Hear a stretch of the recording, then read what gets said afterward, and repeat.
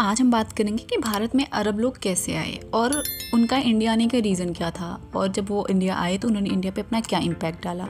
तो यहाँ आए क्यों, ये स्टार्ट करने से पहले मैं ये क्लियर कर दूँ कि अरब लोग थे कौन। तो बेसिकली उनका ओरिजिन जो था वो मिडिल ईस्ट यानी मॉडर्न डे की बात करें तो सऊदी अरेबिया से था, और इन लोगों का सबसे बड़ा कनेक्शन इस्लाम रिलीजन से था जो 7th सेंचुरी में प्रॉफिट मोहम्मद के द्वारा शुरू हुआ था। तो जब इस्लाम ने अपना प्रचार प्रसार करना स्टार्ट किया तो वो अपनी टेरिटरी को बढ़ाना चाहते थे। इस वजह से वो बढ़ाते बढ़ाते वो अपना इन्फ्लुएंस इंडिया तक भी लेकर आए, और इन्होंने अपना पहला इन्वेजन इंडिया में सिंध रीजन में किया। तो 11 ईस्वी में मोहम्मद बिन कासिम के अंडर में सिंध के राजा दाहिर को हराकर, क्योंकि उस टाइम पर सिंध का एरिया एक इम्पॉर्टेंट ट्रेड रूट हुआ करता था और अरब्स के लिए यह स्ट्रेटेजिक लोकेशन था जहां से वे पूरे central Asia and south Asia को कंट्रोल कर सकते थे। और यह इन्वेजन सिर्फ एक मिलिट्री एक्शन नहीं था, बल्कि इससे भारत में इस्लाम का प्रवेश हुआ, और यह इस्लाम का पहला मेजर वेव था जो पूरे सब कॉन्टिनेंट में फैल गया। तो क्वेश्चन ये उठता है कि जब इंडियन रीजन में ऑलरेडी किंगडम्स थे तो अरब इन्वेड करने में सफल कैसे हुए। तो इसका सबसे बड़ा रीजन है इंडियन नेटिव किंगडम का आपस में लड़ना,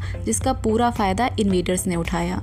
तो जब अरब इंडिया आए उस वक्त भारत में कई छोटे छोटे डिसेंट्रलाइज स्टेट हुआ करते थे, और ऐसा कोई एक स्ट्रॉन्ग सेंट्रलाइज एम्पायर नहीं था जो पूरे सब कॉन्टिनेंट को कंट्रोल करता। और उस टाइम हर राज्य अपने इंटरनल पावर स्ट्रगल्स में बिजी था, जैसे कि राजस्थान के राजपूत आपस में अपनी सुप्रीमेसी के लिए लड़ रहे थे, चालुक्यास को साउथ में अपना कंट्रोल मेंटेन करना था, और नॉर्थ में गुप्ता डायनेस्टी का डिक्लाइन हो रहा था। इसलिए एक रूलर के लिए एक स्ट्रॉन्ग रेजिस्टेंस मेंटेन करना मुश्किल हो गया था, और बहुत बार रूलर्स को ये लगता था कि अरब जो हैं वो सिर्फ अपने रिलीजियस मिशन के लिए आए हैं, जिससे उन्होंने उनके मिलिट्री और पॉलिटिकल पोटेंशियल को अंडरस्टिमेट किया। और राजपूत तो अपने इंटरनल कॉन्फ्लिक्ट में इतना बिजी थे कि उन्हें ये थ्रेट समझने का वक्त ही नहीं मिला।